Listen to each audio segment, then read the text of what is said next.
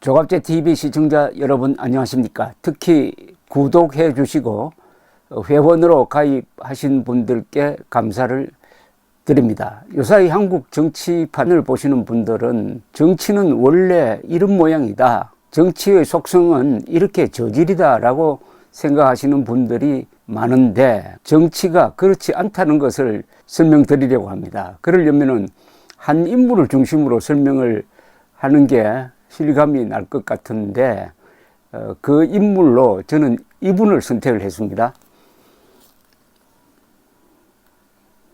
샤를 드골 대통령입니다.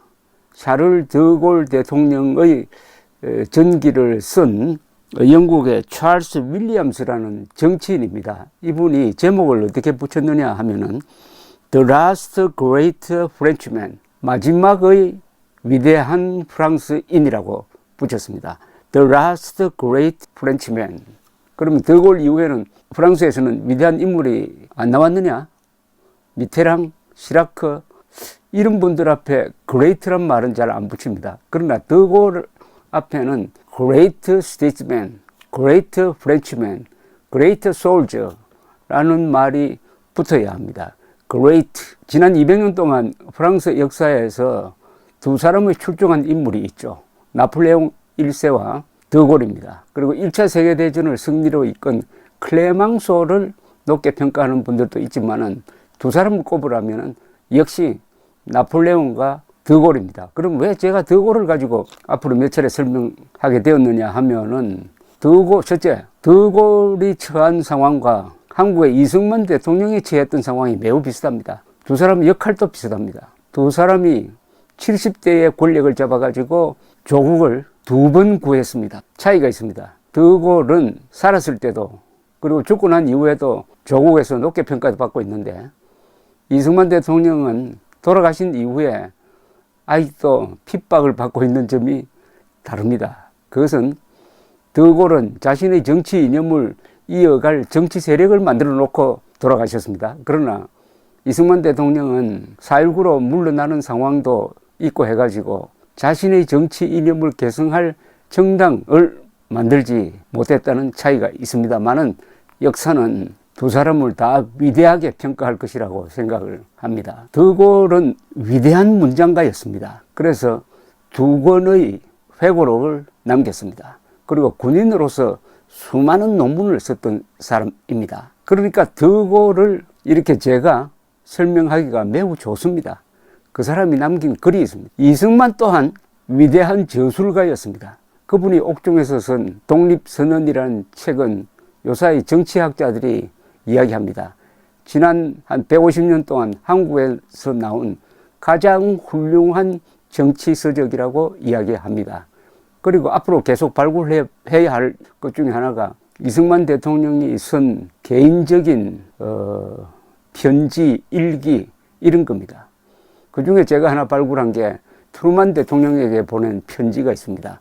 영문 편지인데 그 문장은 게티스버그 연설을 방불케 합니다. 드골 그리고 이승만의 지도력의 원천에는 교양이 있었고, 그것도 역사적 교양이 있었고, 이 세계를 아주 높은 차원에서 관찰하는 능력이 있었으며 그것을 표현할 수 있는 문장력이 있었습니다.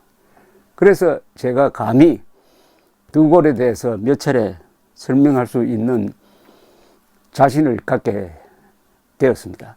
드골의 세계사적 위치를 설명하려면은 하나의 에피소드를 제가 전해드리는 게 어떨까 하는 생각이 듭니다. 한 10여 년 전에 서울대학교 대학원 최고 경영자 과정에 다니는 분이 저를 찾아왔습니다. 그러면서 우리가 지금 달력을 만들려고 하는데 20세기의 위대한 정치인 12사람을 뽑아서 그분 사진을 넣는 달력을 만들려고 하는데 좀 추천해 주십시오 라고 하는 거예요.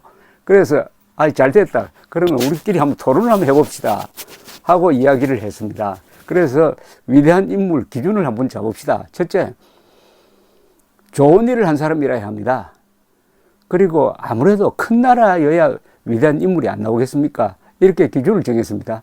그래서 한번 꼽아보기 시작을 했어요. 첫째, 미국부터 꼽아야 될 것 아닙니까? 미국에서 20세기를 대표하는 위대한 인물이 누구냐? 프랭클린 루즈벨트냐? 트루만이냐? 아니면은 레이건이냐? 이렇게 이야기를 하다가 아무래도 프랭클린 루즈벨트 아니겠느냐? 우리로는 트루만이 더 고마운데 이렇게 결정을 했습니다. 그 다음에 영국으로 갔습니다. 영국은 윈스턴 처칠, 2차 세계대전을 승리로 이끈 그 또한 명문장가죠. 그 다음에 프랑스로 왔습니다. 프랑스에서는 뭐 이견의 여지가 없습니다. 드골이다. 그 다음에 독일로 갔습니다. 큰 나라 순으로 가니까. 독일에서도 이론의 여지가 없었습니다. 히틀러는 악의 마왕이니까 역사를 변화시킨 점에서는 점수를 받을지 모르지만은 그 역사가 파괴의 역사였으니까 제외하고 당연히 아데나우어다 이렇게 됐습니다. 그런데 드골과 아데나우어가 앞으로 이 부분을 이야기하려고 합니다.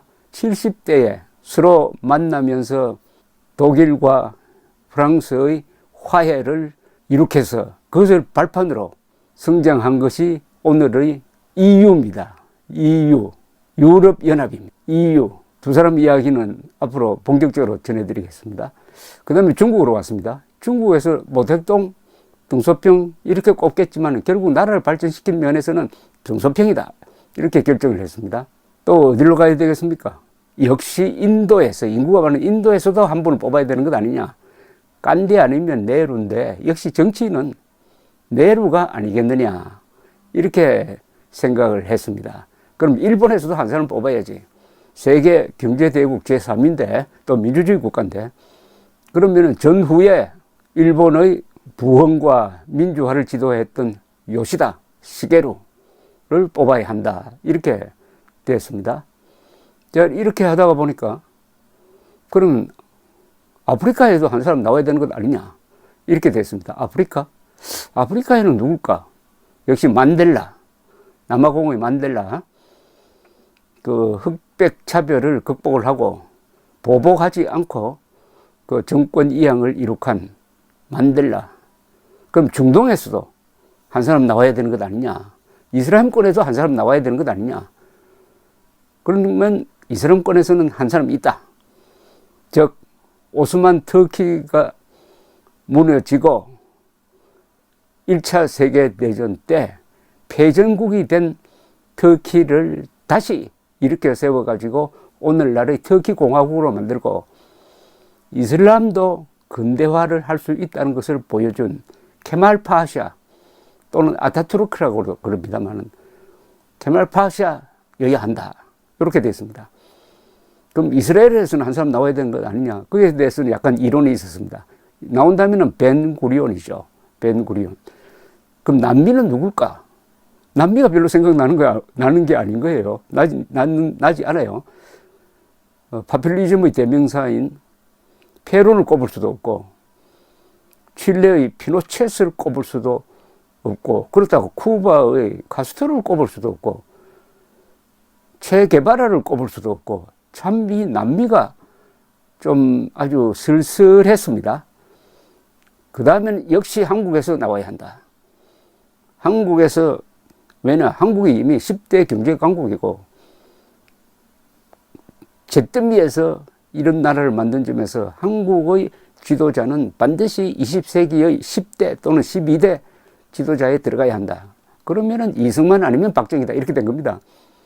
이승만, 박정희, 저보고 선택을 하라면은 저는 이승만, 뭐 박정희 누구를 선택해도 괜찮지만은 이승만을 선택을 하겠습니다. 그 다음 동남아시아는 누구냐? 그건 싱가포르 이광요다. 이렇게 서로 이야기가 전개된 끝에 한 12명 뽑은 적이 있습니다. 자, 이제 본론으로 들어가겠습니다. 이 드골. 제가 드골에 대해서 오랫동안 관심을 가지고 이분이 쓴 회고록도 읽고 전기도 읽고 하면서 드골이 남긴 발자취를 한번 따라가 보면 어떨까 하는 생각을 가지고 프랑스에 가면은 꼭 군사박물관 앵발리드에 있는 그 지하에 있는 드골 특별실이 있습니다. 특별실을 간다든지 샹젤리제 거리에 있는 드골의 동상, 그 옆에 처칠 동상 등을 방문하기도 했는데, 지난 여름에 제가 코로나가 한참 번질 때 좀 모험을 해서 유럽 여행을 한 45일 동안 했습니다. 그런데 유럽 여행하기가 매우 편했습니다. 그때는 지금보다는 이 코로나가 조금 숙여들고 있어서 그런지 모르지만은 거의 자유롭게 여행할 수가 있었습니다. 그러면서 생각했습니다. 유럽을 이렇게 한국 사람들이 자유롭게 이동할 수 있도록 해준 사람이 누구냐 하면 결국 드골과 아데나워의 화해, 독일과 프랑스의 화해에 의한 그것을 기초로 한 EU의 건설이다. 이렇게 되니까 더욱더 드골이 친근하게 느껴지기도 했습니다. 그래서 제가 지난 8월 45일간의 유럽 여행 마지막 코스를 어디로 잡았느냐 하면은 드골과 관계 있는 지역으로 잡았습니다. 그 지역이 바로 프랑스, 룩셈부르크, 이 벨기에에 걸쳐 있는 숲지대입니다. 그 숲을 아르덴 숲지역이라고 합니다. 아르덴에, 프랑스 측 아르덴에 스당이라는 군사도시가 있습니다. 영어 명어로는 SEDAN, 세단으로 알려져 있습니다만, 프랑스 사람들은 스당이라고 그러죠. 스당. 근데 이 스당으로 가기로 했습니다. 그런데 이 스당이란 이름은 프랑스 사람들에게서는 이건 완전히 악몽입니다. 이 이름이. 왜냐?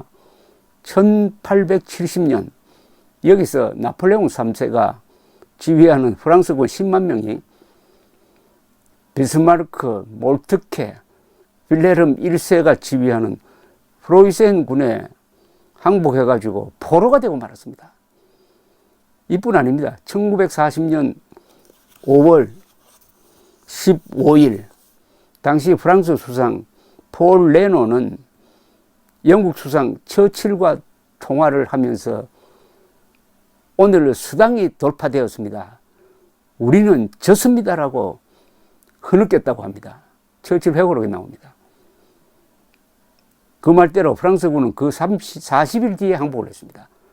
이 수당이 프랑스 국민들에게는 그야말로 치욕의 이름입니다.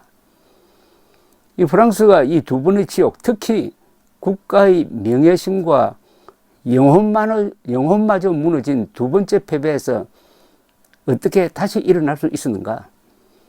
세계 최강을 자랑하던 프랑스 육군이 6주 만에 항복한 것은 군사적 패배일 뿐 아니라 정신적 붕괴였습니다.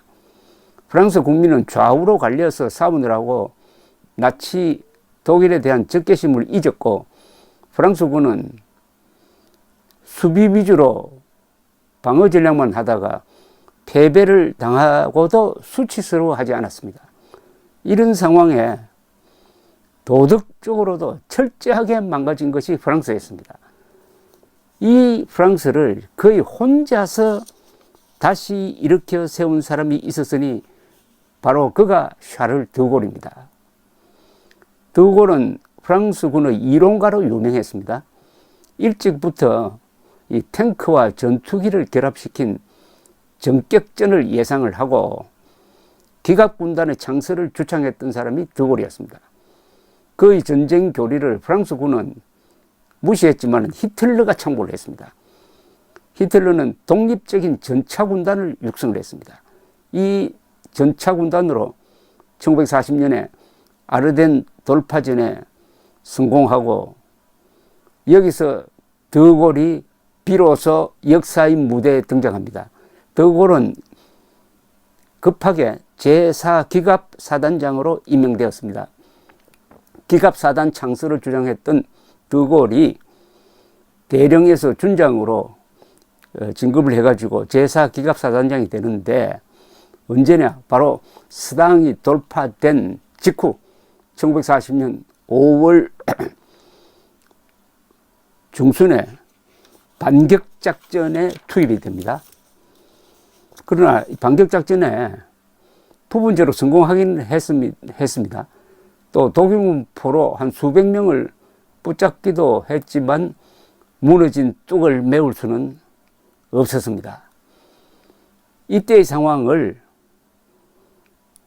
1940년 5월 16일의 상황을 드골은 회고록에서 아주 생생하게 적고 있습니다.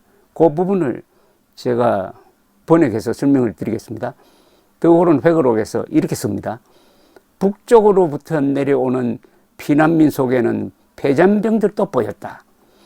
그들은 독일 기갑부대로부터 괴멸적 타격을 받았다. 달아나던 병사들은 독일군에게 붙잡혔다. 독일 기계화 부대는 이들에게 무기를 버리라고 한 다음 서진하는 독일군의 길을 막지 말고 남쪽으로 가라고 놓아주었다. 우리는 너희를 포로로 잡을 만큼 한가하지 않다면서 가버렸다고 한다. 이런 모욕적인 광경을 목도하고 나는 한없는 분노를 느꼈다. 아, 이런 바보짓. 전쟁은 최악의 상황에서 시작되었다. 그러나 이 전쟁은 계속될 것이다. 세계는 넓다. 내가 살아남는다면 나는 끝까지 싸울 것이다. 적을 무찌르는 그날까지, 그리하여 이 국가적 수치가 깨끗하게 지워질 때까지, 그 이후 내가 한 모든 행동은 그날 결심한 것이었다. 저는 이 대목이 아주 결정적 순간이었다는 느낌을 받았습니다. 드골의 생애에서도 그렇고, 드골을 매개로 해가지고 프랑스의 운명에서도 이 결심, 한 인간의 위대한 결단이 오늘날 프랑스를 만들었다. 그 패전에서 일어서도록 만들었다 이겁니다. 즉, 한 인간이 위대한 일을 할 때는 분노를 느껴야 합니다. 그 분노를 폭발시키는 과정을 통해서 그도 위대해지고 국가도 다시 살아나는 거죠. 그러니까 한 민족 집단 또는 한 국민을 뒤흔들어서 일깨우려면 그 지도자가 화를 낼 때가 있어야 합니다. 화를 내야 할 때가 있어야 합니다.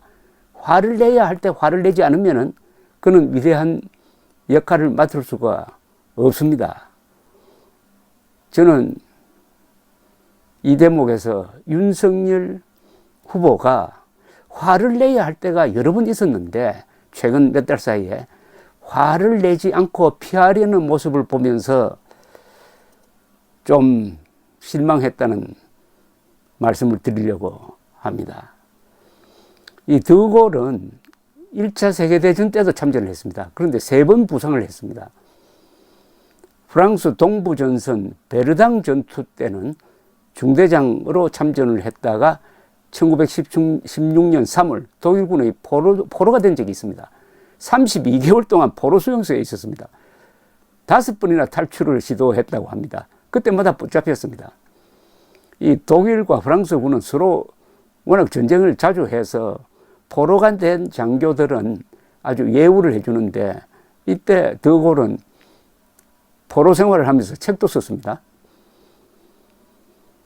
다시 제 여행 이야기로 돌아오면 브뤼셀에서 남쪽으로 자동차로 달려가지고 룩셈부르크를 지나 프랑스 스당으로 들어갔습니다. 스당까지 도착하는데 한 2시간 남짓 걸렸습니다. 아르덴 숲을, 그 유명한 아르덴 숲을 지나갔습니다.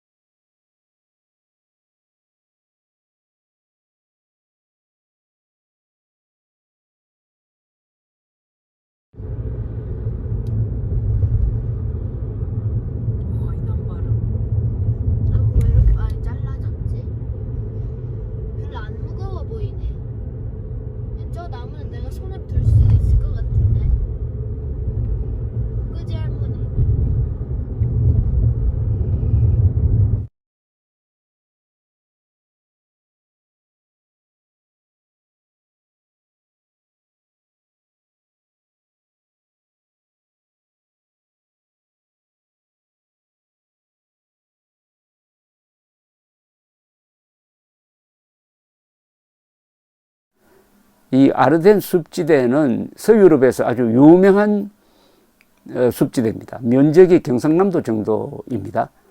벨기에, 룩셈부르크, 프랑스에 걸쳐 있습니다. 아주 아름드리 나무로 울창합니다.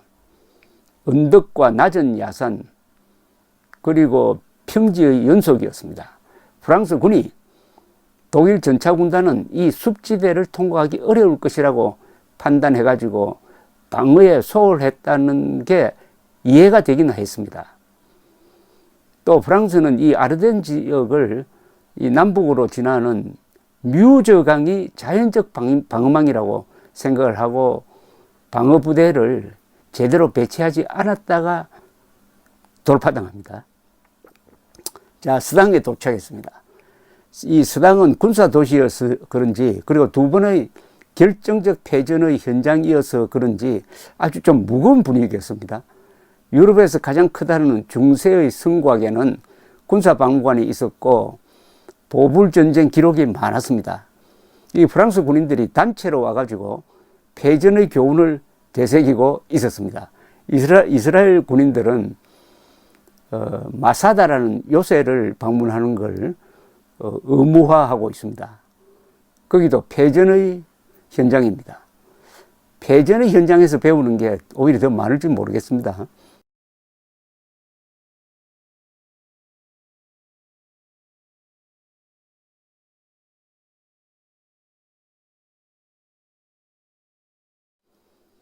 스당 시내를 가르는 뮤저강은 너비가 100m 내외밖에 안 됐습니다.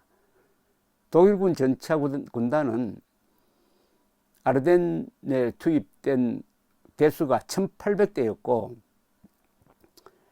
3만 대의 차량으로 구성되어 있어가지고 아르덴 숲지대를 통과하는데 한 이틀이 걸렸습니다. 50여 시간이 걸렸어요. 그런데 프랑스군은 뮤즈강의 대안에 진지를 구축했지만은 독일 전폭기의 맹렬한 폭격을 견디지 못하고 공포에 질려가지고 달아나기도 했습니다.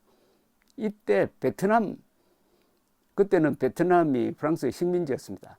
베트남 군인들이 배치되었는데 베트남 군인들은 달아나지 않고 끝까지 싸웠다고 합니다. 이런 끈질긴 투지가 바로 월남이 프랑스군과 싸워서 이기고 미군과 싸워서 이긴 원동력이었다고 전사학자들은 이야기하고 있습니다. 그런데 만약 그때 프랑스 공군이 아르덴 숲속에서 교통체증을 겪고 있는 독일 전차 군단을 발견해 가지고 폭격을 했더라면 제2차 세계대전은 거기서 끝날지도 모릅니다. 끝났을지도 모릅니다. 실제로 한 프랑스 정찰기는 숲속에서 엉켜있는 이 트래픽에 걸려있는 어마어마한 독일 기갑 부대를 발견하고 상부에 보고를 했습니다. 그런데 보고를 받은 사람이 무슨 소리야, 잘못 봤겠지, 거기에 독일군이 왜 있어? 라고 말하고 묵살당했다는 것 아닙니까? 이 수당을 돌파한 구데리안 장군이 지휘하는 독일 전차군단은 영불해협의 덩케르크라고 그러죠. 덩케르크 쪽 해안을 향하여 돌진하면서 그 오른쪽 벨기에 북쪽으로 진출해 있던 프랑스와 영국 연합군의 주력을 배후에서 포위하고 차단하고 섬멸합니다. 이때 독일 군인들은 필로폰을 먹고 불철주야로 야수처럼 싸웠다고 합니다.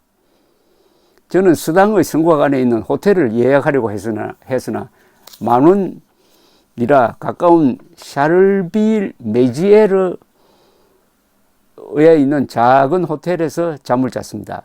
샤를빌 메지에르 광장은 크고 아주 활기가 넘칩니다.